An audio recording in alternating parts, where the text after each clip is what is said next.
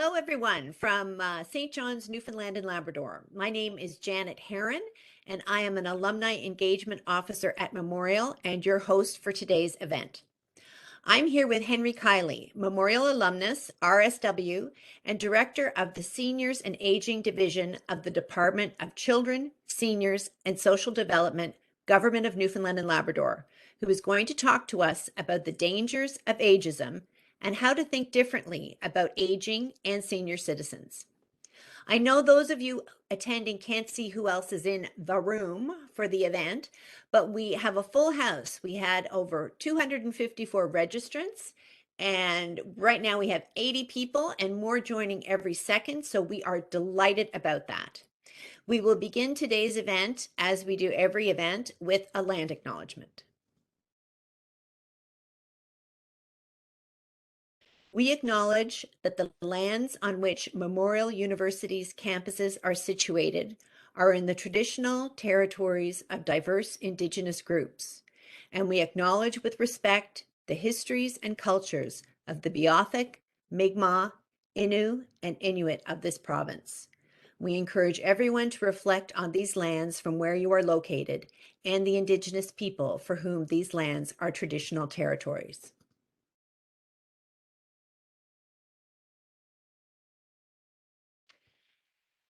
At the Office of Alumni Engagement, we are focused on offering many ways for you to connect with Memorial from anywhere in the world. And we're working diligently to create new opportunities all the time to celebrate, socialize, mentor, learn, and advance both your career and improve your life. MUN ALUM 101 was born out of the need to reach out to alumni during the first few months of the pandemic. It has since evolved to become a cornerstone of our alumni engagement activities, offering the latest information on key topics from Memorial's own experts. Embarking on new and exciting ways to build relationships within our Memorial family of over 100,000 members is vital to our evolution as an institution. So please consider getting involved with our programming. You can be a mentor with 10,000 coffees, discover opportunities to meet up with expats through Global NL, and our online book club Coastlines features a stellar selection of Newfoundland and Labrador authors. And you can find more details on all these programs on our website, www.mun.ca/alumni. Thank you for joining us today for our discussion about how we can change how we think, feel, and act towards age and aging. Today's event is generally supported by Fortis. Just a few housekeeping issues. A brief Q&A will follow the presentation. I will be monitoring the Q&A function, which you will find at the bottom right-hand side of your screen. So please try to keep your questions short, and I encourage you to post your questions as soon as possible. Don't leave them to the last minute, as we have a full program and only a limited time to take questions. As attendees, you are not able to unmute your microphone or turn on your video, but you can communicate with other attendees through the chat, and also that's how you should send any comments or questions. We are streaming live, but this session is also being recorded, and all those who registered will receive a link to the event in a follow-up email. It is my great pleasure to introduce our special guest today. Henry Kielley is a registered social worker from St. John's, Newfoundland and Labrador. He graduated with his BSW in 2000 and his MSW in 2008, both from Memorial University. Henry spent 10 years with Eastern Health, working frontline in mental health and community supports, but mainly in long-term care. He managed the long-term care single entry program for a number of years before joining government in 2010. He has been with government for the past 12 years, with the exception of a year spent as manager of social work and spiritual care in a long-term care facility in Manitoba. He now works as the director of the Seniors and Aging Division of the Department of Children, Seniors, and Social Development, as well as being the provincial director of adult protection. Now, I'm just going to bring up Henry's slides, and I'm going to pass over the controls to him. All right, I hope everyone can hear and see me okay. Good day, everyone, and thank you for this opportunity. And I hope wherever you are able to take the time to look after yourself mentally and physically during these remarkable times. Someone asked me the other day how I was doing. I said, well, other than the global pandemic and the threat of nuclear war, I'm best kind. So hopefully you are all in the same boat as well. So again, very much appreciate the opportunity, and want to share some information with you, and then, as we said, leave some time at the end for discussion and questions. So here's my proposed agenda for our time together. I'm going to share a couple of acknowledgements, just some, I guess, rooting statements in terms of the whole presentation, in terms of where I'm coming from with some of this, as well as some personal acknowledgements. I want to talk about some of the current perspectives on ageism, as well as the impacts of ageism, some of our perceptions of age and aging and where those come from, some of the things that are happening in response to ageism, globally, locally, through legislation, through policies, programs, and then opportunities. What opportunities do we have as individuals, in our spheres of influence, in various circles that we move in, to be engaged in conversations about ageism and how to sort of change some of the thinking about that. So that's my proposed agenda. So a few acknowledgements. Ageism is a human rights issue. Like any other type of discrimination, any other ism, it really comes down to an issue of human rights. And we have enshrined in our statutes and our charters of rights and freedoms at the Canadian level, provincially in codes of ethics, in human rights codes, that there will not be discrimination based on age. Unfortunately, we know that's not the case, and hence conversations like we're having here today. Also want to acknowledge the fact that healthy aging is a human success story.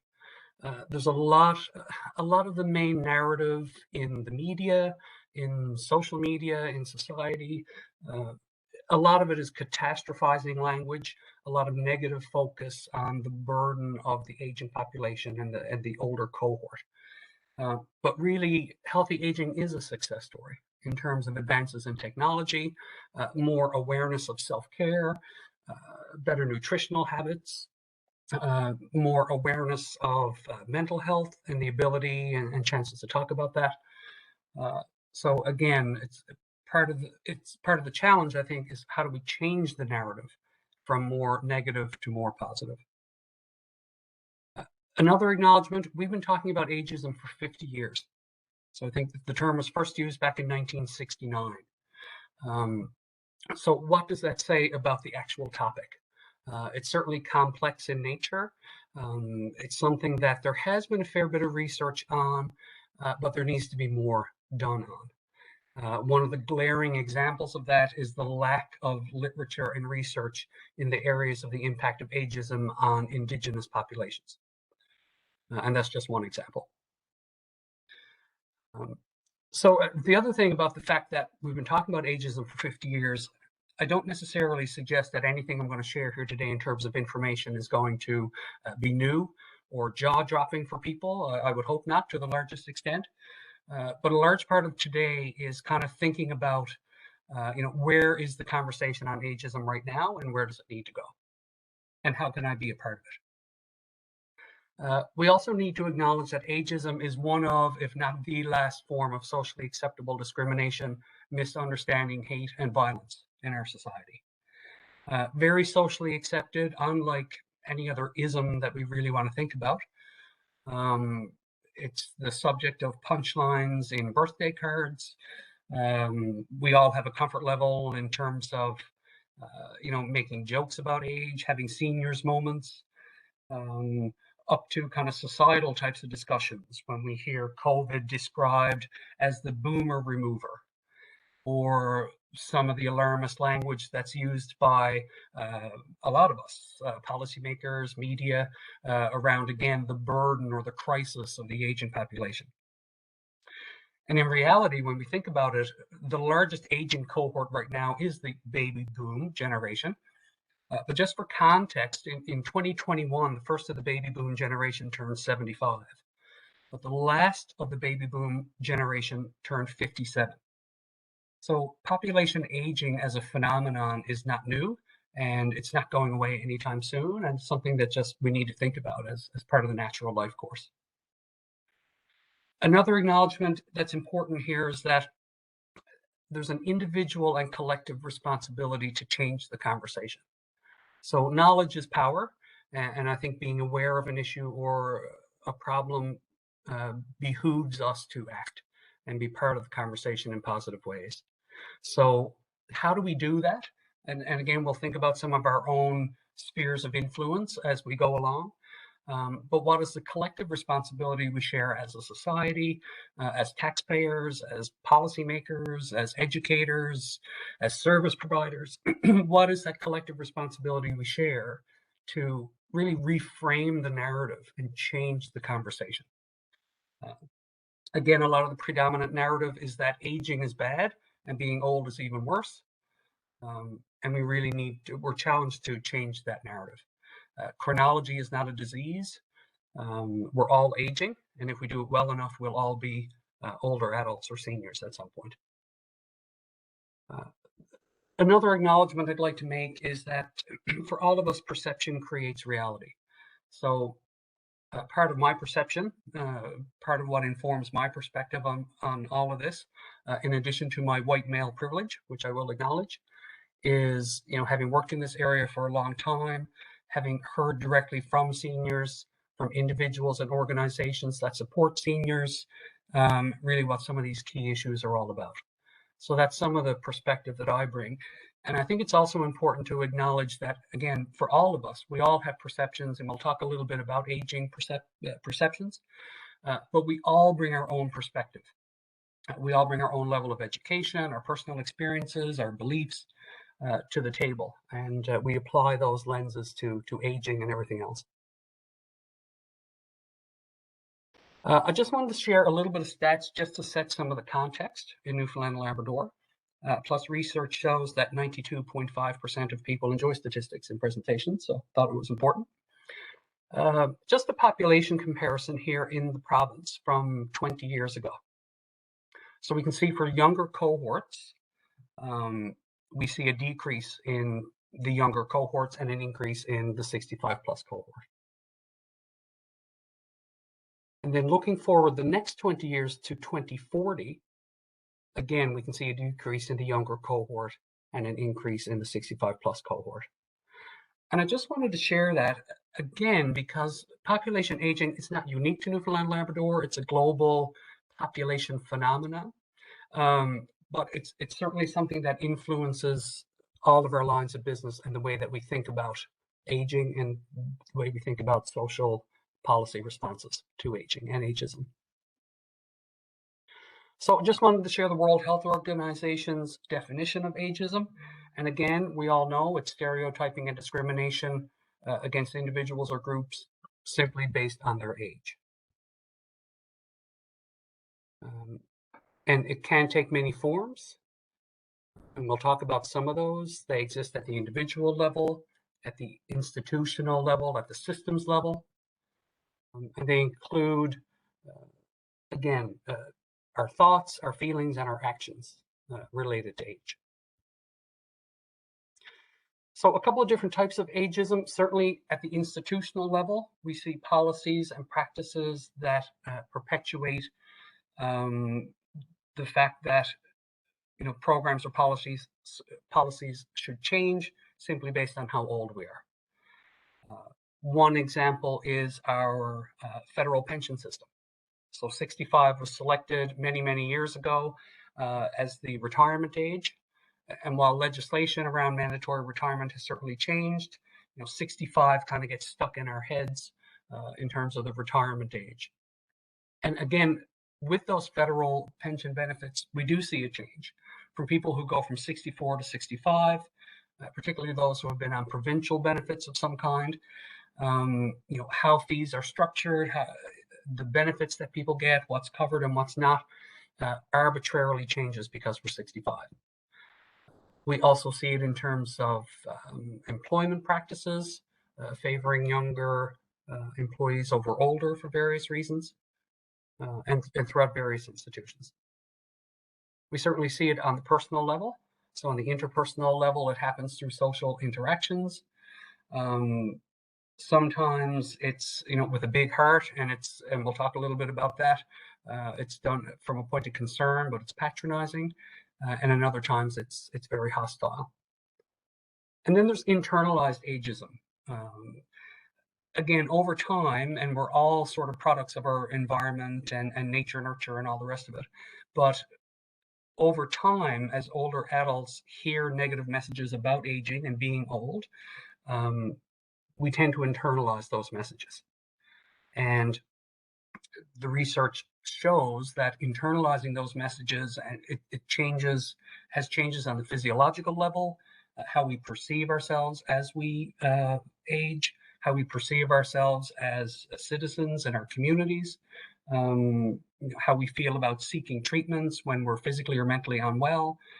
So that internalized ageism has such a huge impact on how we perceive ourselves as we move through the life course, and subsequently a lot of our health outcomes. And we'll talk about that too.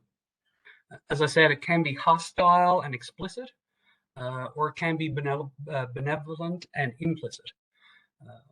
Again, we see examples of, in my time in long-term care, lots of examples where people will say, oh, really worried about mom. She really shouldn't live by herself anymore. She needs to go in a home. That's not necessarily hostile, but certainly ageist to reach that conclusion for someone else. Again, when we think about ageism, we need to think about it from the cognitive, affective, and behavioral perspective. So we all have ways that we think about aging. We all have ways that we feel about it. And we all have actions that we undertake as a result of that. Just wanted to re-highlight again that internalizing into ageism, and the World Health Organization has certainly highlighted this as a major issue. The whole concept of self-directed ageism and the impact that has. Again, on internalizing that message, the way that we value and perceive ourselves as we age, and subsequently the steps that we take to look after ourselves or not, and what we do to seek services or not. So a few perspectives on ageism. And again, we all have these, whether or not we're aware of them. But just a few that have caught my attention over the last little while. Interestingly, Nelson, in 2005, which is many years ago now, described ageism as a prejudice against our feared future self. So I guess philosophically, when we think about ageism, there is a lot of that fear. A lot of times we equate being older with frailty. There are certainly natural losses that come along with older age. And just as human beings, we don't like to think about that a lot. We don't like to think about our mortality. We don't kind of like to plan ahead or think ahead. And again, based on our own experience of the aging process and the life cycle, we will have very strong feelings about aging and ageism, as well as our own place in that chronological cycle. Again, it is socially accepted. I don't think there would be, mainstream media jokes about any other type of ism, but we certainly see them remaining in terms of ageism. And again, just from a human behavior perspective, I think sometimes, what we fear or want to reject, we sometimes make the target of ridicule or jokes. But we do, as a coping mechanism, but we do need to think about, in terms of the impact on the major narrative about aging and on people's experience of aging, what that really means. It is expressed individually and structurally. Again, and I'm sure a lot of people on this call right now have had experiences of ageism. I know my first experience of ageism was at the age of 25 as a relatively new grad, being in a community supports role and being asked, aren't you a little young for this? A lot of the conversations we have about ageism tend to focus on older adults, but it's certainly a lifespan experience, I think, for people. And a lot of times, we'll see generations kind of against one another. And I know Dr. Suzanne Brake is on the call. What Suzanne would call generational angst, this sense of, us and them, sense of the other. And again, just based on chronology, we think that, people are more or less valuable. Structurally, certainly we see it in social policies, in our medical systems, in our social support systems, in our educational systems. And again, it can be passive and it can be very subconscious. It can be resource driven in terms of service providers, having to choose around, vaccine medications or, the administration of certain services to, is it younger people versus older people? And suddenly we start to value people differently based on age. A lot of the research with ageism has looked at the psychosocial impacts on the individual. And again, a lot of alarmist language and a lot of red flags being raised about, what are we going to do with the population aging crisis?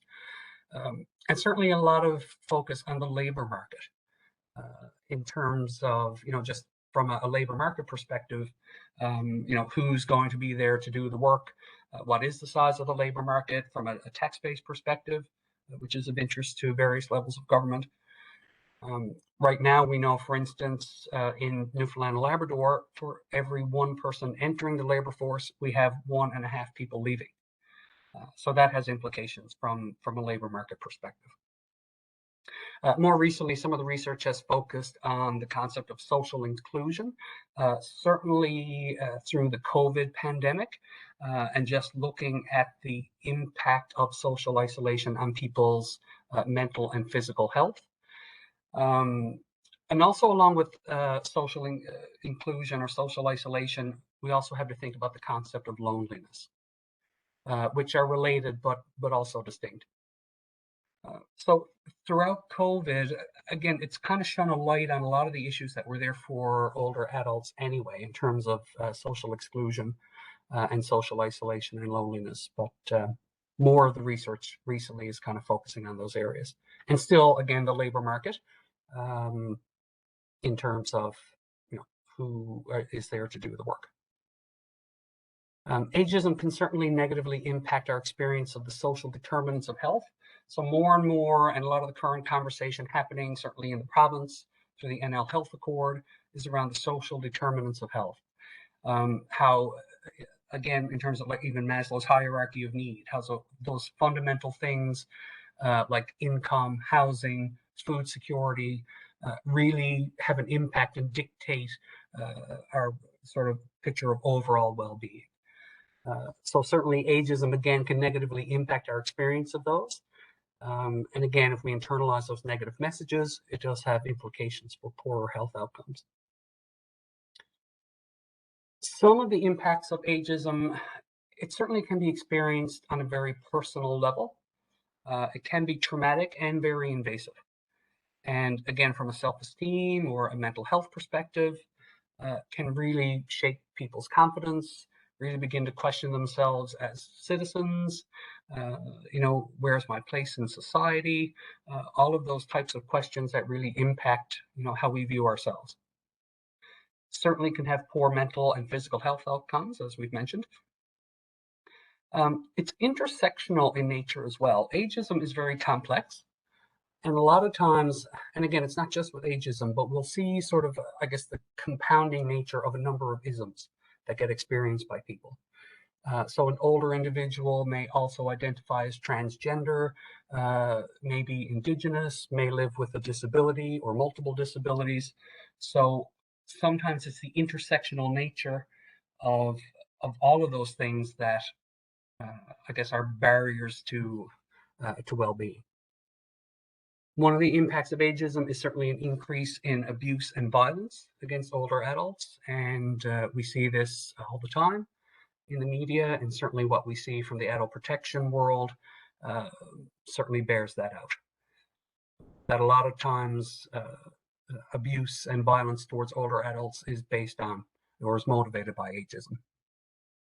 There are certainly economic impacts related to ageism, and we start to see in the literature and in the research more focus in this area as studies start to quantify, the GDP impact If people have internalized ageism and they're not looking after themselves, what does that mean in terms of cost to the healthcare system, cost to the labor market in terms of absenteeism, all of these different pieces. And in terms of politicians and policymakers and bureaucrats, we kind of like those quantifiable numbers that really point out the economics. So that's starting to, I think, change some of the dialogue around what the research looks like on ageism.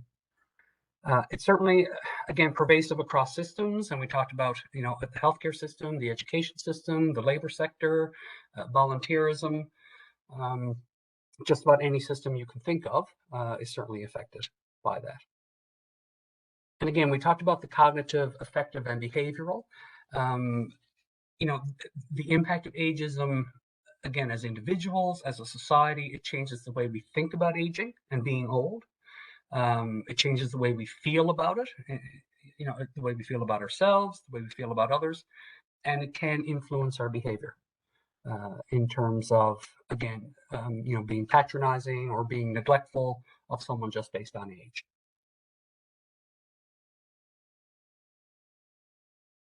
Just to touch briefly on the concept of paternalism, one of the ways that ageism gets, I guess, displayed is through paternalism, which is basically the policy or practice on the part of people in power to restrict freedoms or responsibilities of others in their supposed best interest, which kind of raises a bit of an ethical dilemma for me. If it's being done in their best interest, are there valid cases where people's autonomy and decision-making rights should be taken away?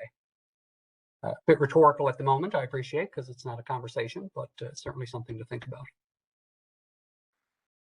And again, won't touch on all of these, but paternalism manifests itself in various ways.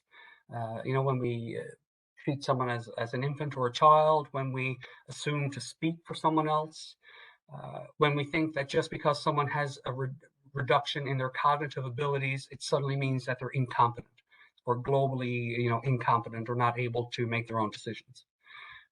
When we equate, any type of deficits with global deficits.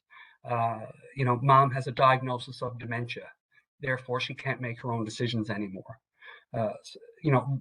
That's not the current understanding of how competency and capacity work. It isn't all or nothing, it's more of a continuum. And even though someone has a diagnosis or someone has a particular label, it doesn't mean that they're unable to make all of their decisions. And again, when we equate a diagnosis with deficits, incompetence, or inability, when we assume that someone else wants what somebody else wants, and when we remove someone's autonomy.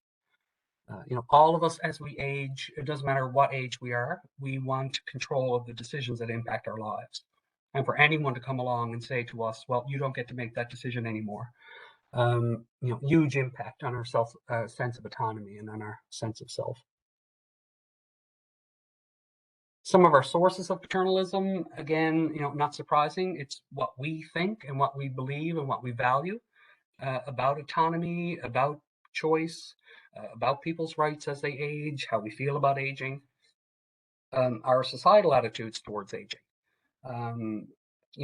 As a species, we spend billions and billions of dollars a year on the age-defying industry. Which tells us, again, that looking old or being older is bad, chronology is terrible. So a lot of time and effort in science and psychology goes into that messaging. And again, how do we change that? It's kind of like trying to unsteep a cup of tea. How do you undo some of those fundamental beliefs that we've been so bombarded with for so long? Another source of paternalism, generally there can be a lack of training for practitioners on seniors and on older adults and what those particular needs are. Age-related changes that should be considered throughout the therapeutic relationship or the service relationship. A lot of times it's family conflict. I've changed my role from, from a son to a caregiver to a substitute decision maker. Now I'm putting mom in long-term care. My siblings are arguing me, about that, what's best for mom, et cetera, et cetera. And sometimes we kind of step over what the older individual wants because, we think we know what's best. And also system demands and resources. I talked a little bit about that earlier in terms of limited resources, numbers of acute care beds, the whole idea or the concept of older adults as bed blockers, just that whole concept, again, that narrative that diminishes the value and the dignity of the person simply based on how old they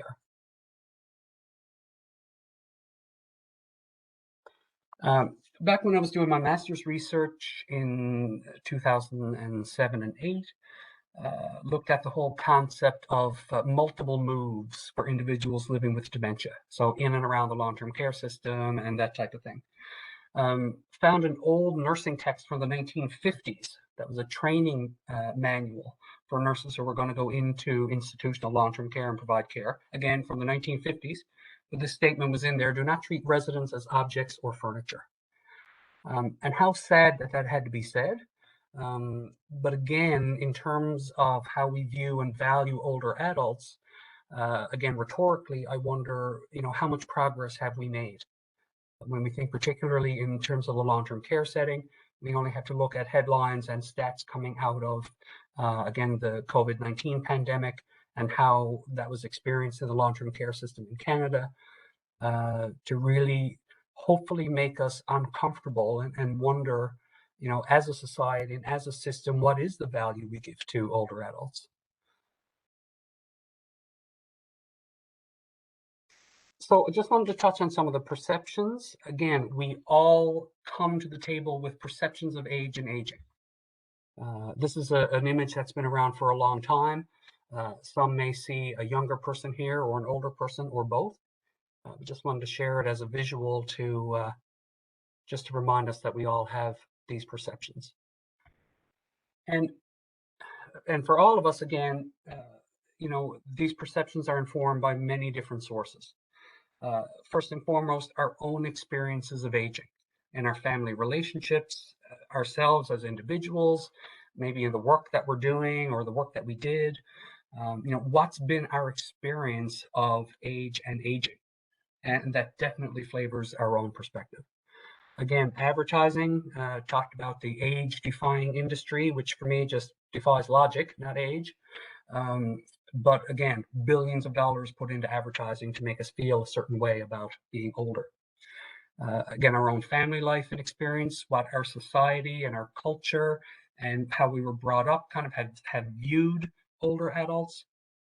How we feel about end of life, because again, a lot of times we equate being old with being closer to death. And what does that mean in terms of quality of life, quality of death, choices around how we die, all of those ethical considerations and conversations that go along with that. Our perceptions also come from a lack of understanding. Again, we may not have had impactful experiences with older adults. We might be younger ourselves, so haven't had that personal experience. And also fear of frailty, fear of, again, end of life, fear of some of the losses that can accompany us with getting older, be it in terms of sensory abilities, cognitively, physically, socially, in terms of loss of cohorts, loss of employment. There are life changes that go along with being older.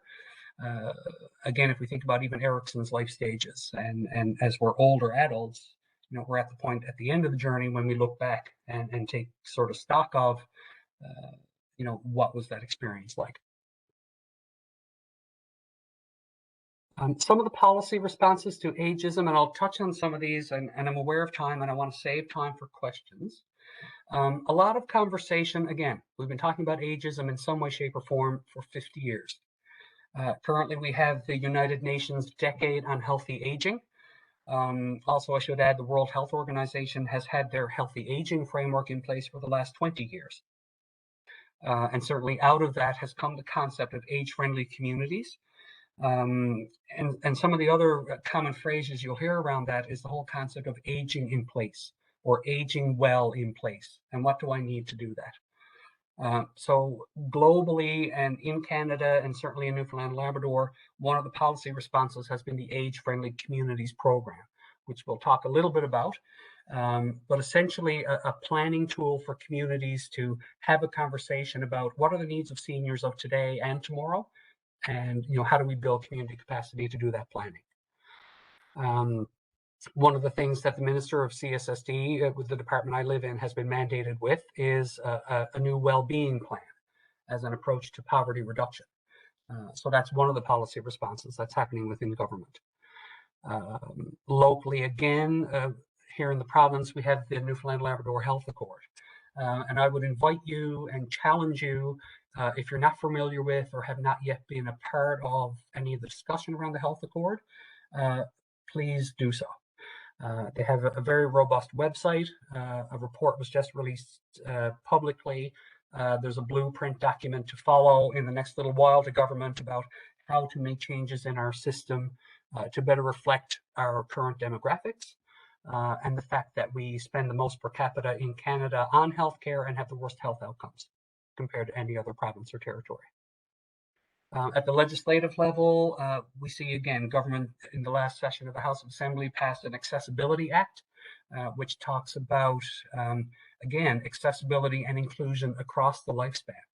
And from that piece of legislation, over the next number of years will come accessibility standards in different areas, such as communication, customer service, transportation, housing, that have hopefully will bode well for people who experience barriers to inclusion. We've got the Adult Protection Act. Again, that's another hat that I wear that deals with adults who experience abuse and neglect. And we have other pieces of law as well that talk about, how do we plan ahead to keep as much autonomy and choice and control as we have over the decisions that impact our lives. Again, lots of conversation through Health Accord NL, through the well-being approach with the Department of Children, Seniors and Social Development about the determinants of health. So it's not just about illness or disease or lack of disease. It's about our early childhood experiences. It's about all of these things that go up to kind of make us who we are and flavor the experience that we have of all of these determinants. And based on those individual experiences, there are barriers for people, including based on age, but also based on ability, on income, on geography. And if we experience any of these things, then that does impact on our experience of those fundamental, social determinants of health. And we know locally and throughout Canada and globally, particularly with COVID-19, a lot of individuals experiencing a lot of these things: trauma, inequitable access to service, certainly poverty, housing and food insecurity, and this is across the lifespan. But we certainly see it with older adults, and that's certainly a reflection of the demographics in the province here. Again, I'll move quickly through the next number of slides. Age-friendly communities, very important concept. If your community is not already age-friendly, it's an important conversation to have. It's really a planning tool, again, for communities to think about, how do we attract and retain citizens? How do we make our community accessible across the lifespan? And it really employs, again, the concept of inclusion, the 7 principles of universal design. If folks aren't familiar with those, worth checking out. Really, how do you make the social and physical environments as usable by as many people as possible? And through those 7 principles, I always like to add 2 more principles of universal design, and those are dignity and kindness. And I think a lot of times, again, regardless of age or ability, if we use those lenses of dignity and kindness, well, I think a lot of us would be out of a job. But the conversation would be a lot more respectful and indicative of our communities. Again, the age-friendly assessment process looks at the physical and social environment. I won't dwell a lot on that, but happy to chat more about it later. Lots of benefits for an age-friendly community. Again, regardless of age, it's about accessibility and inclusion. And really that community approach to aging, to change the conversation about it, to encourage intergenerational activity, which we know is one of the major weapons that we have in fighting ageism, the whole intergenerational experiences. Again, the Health Accord, there's a link in the deck which will be shared. If you're not already plugged into that, please do so, because it's a very, very important conversation that has implications for how we think about and deliver services. One of the working groups of the Accord specifically is looking at aging in community and the aging population. And it's the idea of, again, how do you support people? We all want to stay at home or in our communities for as long as possible. And to do that well, what is it we need to do in terms of community supports and housing, access to information, technology, and everything else? Wanted to quickly touch on adult protection. Love to come back again sometime and talk specifically about it. But again, one of the unfortunate byproducts of ageism is abuse and violence towards older adults. Now, the Adult Protection Act itself applies to adults 18 or older in the province, but again, 3/4 of the reports based on our current population have to do with older adults, 60 and older. So the intent is to protect against abuse and neglect. The core concept with adult protection is that the person has to lack the ability to understand or appreciate the risk, for which we have pretty robust assessment of capacity process. So really, it addresses the issue of abuse, neglect, or self-neglect. We all have a legal obligation to report under the Adult Protection Act, and you can do so anonymously. So coming to the end of my deck, and I'm aware of the time, some of the opportunities to be part of or change the conversation about ageism or how we view aging. On an individual level, I would invite you to think about your own sphere of influence. What are the tables that you sit at? What networks are you a part of? What influence do you have over policies, programs, legislation, whatever?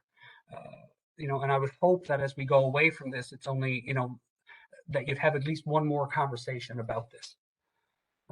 Again, there's opportunities to be involved. We have a National Seniors Council. There's a Provincial Advisory Council on Aging and Seniors. We have a process through the Independent Appointments Commission. If you're interested in serving on agencies, boards, or commissions like this Provincial Advisory Council, you can put your hat in the ring for that. Be a part of public consultations around our new approach to poverty reduction, around Health Accord and NAL. Be involved. There are great provincial organizations throughout the province. Some of them are listed here, and there are ways to be involved, and happy to chat about that. I did want to include some links of potential interest. Again, some I've already touched on, but there's no shortage of information out there locally, nationally, internationally, about the flavor of this conversation. One of the links here is the federal, provincial, territorial ministers responsible for seniors. A lot of the issues, that table is looking very seriously at the issue of ageism. How is it manifest through our systems?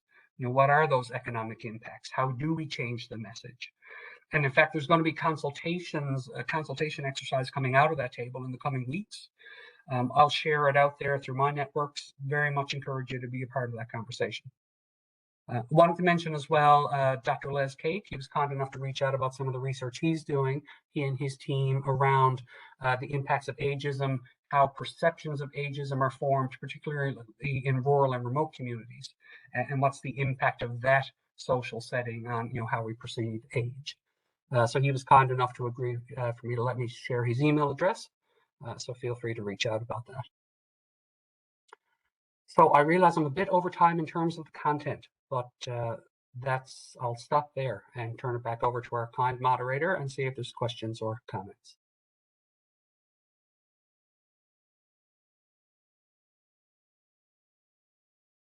Thank you so much, Henry, for that wonderful presentation.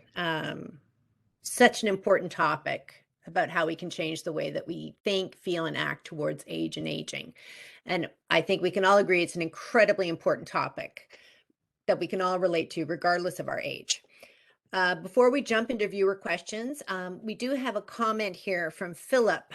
He says, systems designs and technology are not designed for elders, ranging from the design of road signs to technology, language and jargon, timing out, etc., etc. So true. We do have some questions already, and I encourage people to post in the chat or the Q&A. Renee is wondering what are your thoughts on whether ageism is more of an issue for women than for men? I agree that it is more of an issue for women than for men. And a couple of reasons for that. One is, well, women live longer. Women tend to be in a lower socioeconomic bracket than men. And again, getting back to that concept of intersectionality, when we think about the discrimination that women experience anyway, regardless of age, and then when it's compounded by age, it's the double barrel. So yeah, I definitely agree with that. We have a story from Michael. He gives the example of an older worker with 18 years, exceptional performance in the job, new job hire, terminated for failing to pass 3 virtual training tests at 75%. He attained 70, 60, and 73. Denied his request to use paper as a supplemental learning tool for the first 2 tests. Forced to file internal human rights-based request for accommodation to access paper support for the 3rd test, which he got 73 on. The employer was Service Canada. He's asking, is that ageism? Also adding that all training was delivered virtually too. I think that is an example of ageism. And again, we see it systemically through the whole employment process as people try to remain connected to the labor market as they age or try to reconnect to the labor market as they age.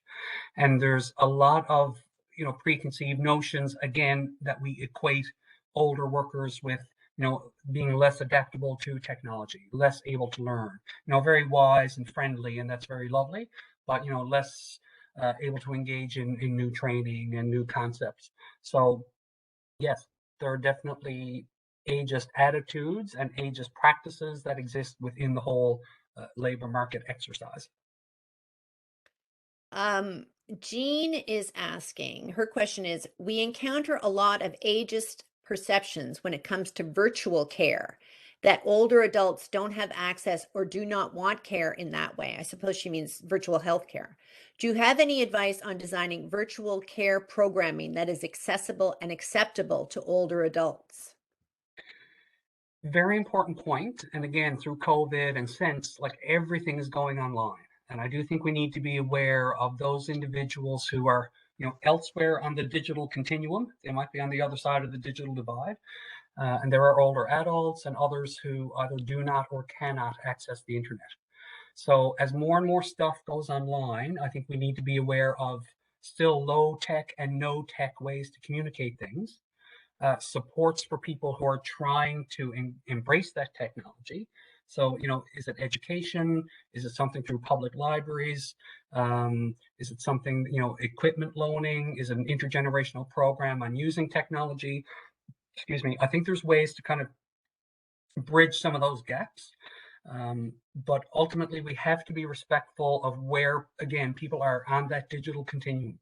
And it's no good to just flip a switch and say, okay, we're all digital now, because that doesn't work for people, well, of any age who are rural or remote or don't have internet or, don't or cannot use it because of age or ability. So I think some of the training has to really, throw all those gaps and those cards on the table and think about, how do we make this as inclusive and engaging as we can for people? And make it affordable and accessible as we go through. Again, applying those principles of universal design. Mm-hmm. Deanne is asking, do you know if Newfoundland and Labrador has given any consideration to pairing students with seniors for housing? It has happened. There was a couple of iterations of what's called a home share program that have happened over the last decade or so, where exactly that happened. It's an intergenerational pairing. It's affordable housing for students who are willing to be supportive and help with some of those instrumental activities of daily living. And it's beneficial for some older adults who want someone in the house for that assistance. There was challenges with funding and administering and whatever, and it kind of didn't get off the ground. But it's certainly something I know that's on the radar again, and certainly part of the radar of Health Accord NL. And as we think about age-friendly communities, and we try to think outside the box and be creative in terms of housing needs and what that needs to look like for us, it's certainly something that needs to be in the mix when we think about that. You know, what are naturally occurring retirement communities? What are some of those intergenerational opportunities? So again, it's kind of, you know, all should be on the table in that discussion. We've had two questions regarding has a new seniors advocate been announced? Not yet. My understanding of that is ultimately that is a statutory office of the province that reports to the House of Assembly. My understanding is that sometime in the spring session that a new advocate is supposed to be announced. Again, I don't know specifics around that, but that's my understanding. At the same time, in the absence of an advocate, the office of the seniors advocate is still somewhat active and has been part of you know, some provincial things that are happening, particularly around you know, our response to COVID. So Annette is asking, she's stating, I am teaching a new class of PCA students. Any advice for them on what they can do when they get out in the workforce to try and change the conversation on ageism? I think we can all, again, getting back to that individual responsibility, I think we can all be advocates of just the whole idea of human dignity. And think about the fact, you know, think about ourselves, like regardless of age, ability, income, or geography, we all kind of want the same stuff. You know, we want the fundamentals of life. We want safety. We want housing. We want food security. We want access to information. We want socialization. That doesn't change as we age. You know, so it's, you know, as practitioners, I think we all have a role to play in helping to change that narrative, but also in supporting people, because we will have age-related changes. We will have needs as we age. And in terms of equitable access, it's not, there needs to be more on a focus of what the system is not doing to support people as they age versus, you know, making it about the person. You know, this person is disabled, this person is old. Well, no, you know, the system has to respond in a way that meets our needs as we change. And that's the whole concept of equity. And that's one of the fundamental principles, again, that the Health Accord is trying to, you know, really put out there. And it's something that'll certainly be reflected in government's approach to well-being. You know, regardless of any characteristic that defines us, you know, there are fundamental things that we all want and we all deserve. Question from Kelly Voden. Do you know of programs to encourage intergenerational learning within age-friendly communities that have worked well, or can you direct them to research on the topic? So there is a fair bit of research around the benefits of intergenerational activities, particularly as it pertains to, you know, its impact on changing the narrative around ageism. So Kelly, to your question, and certainly, you know, that link to the FPT Seniors Forum, a lot of work in there on some of the impacts of ageism that talks a little bit about that intergenerational approach. We do see some intergenerational programs that have come up throughout the province through different age-friendly community exercises, and those include things like, you know, traditional skills and crafts across generations, the technology piece. Part of the mandate of the Minister of Children, Seniors and Social Development, who is Minister John Abbott, part of his mandate is to develop a guide to intergenerational programs. So again, in the coming days or weeks, we'll be kind of reaching out through networks and through community partners, you know, for examples or for some input in terms of what that guide should look like. So I think that conversation is evolving, but again, lots of evidence in the literature to support, you know, hands down, one of the best approaches to combating ageism is intergenerational activity. It has to do with the quality of the interaction. So it has to be very deliberate and, you know, we need to think about the outcomes, but yeah, lots of evidence to support it. Question from Renee. Do you think there is less ageism in Indigenous communities where there seems to be more respect for elders? Even the word elder seems more respectful, but she does indicate that she herself is not an Indigenous person. And I will echo that. I'm also not an Indigenous person. Based on some conversations that I've had with individuals who identify as Indigenous, that seems to be somewhat of a trend. You know, culturally, there is a bit of a different perception of older people. But again, it doesn't mean that ageism doesn't exist and that abuse and violence against older adults doesn't happen in Indigenous communities. That's been somewhat of my observation and experience in this role over the last number of years. But again, as I mentioned earlier, there's not enough literature yet about the impacts of ageism in Indigenous communities. So it's certainly an area that needs more attention. Anne Marie is asking, in terms of educating the general public and changing the language around ageism, are there any social media campaigns in place or planned for them to happen if they haven't already? Do you know anything about that? I mean, certainly we're at the discussion phase in terms of needing to do something again. How do we, put something out there around ageism, certainly in relation to age-friendly communities and the rest of it. We've had a couple of attempts at it again over the last number of years. About 10 or 15 years ago now, government did a couple of campaigns. One was an ageless campaign, again, focusing on the fact that regardless of age, we can still do things no matter how old we are. The government has also done, a positive images of aging campaign. That's locally, but there's lots of other examples nationally and internationally of programs. So I think soon you'll see another public awareness campaign around that. So, and again, it's how do you get the narrative changing around inclusive communities and, respect across the lifespan and dignity and all that piece. So yeah, there will be new public awareness information coming.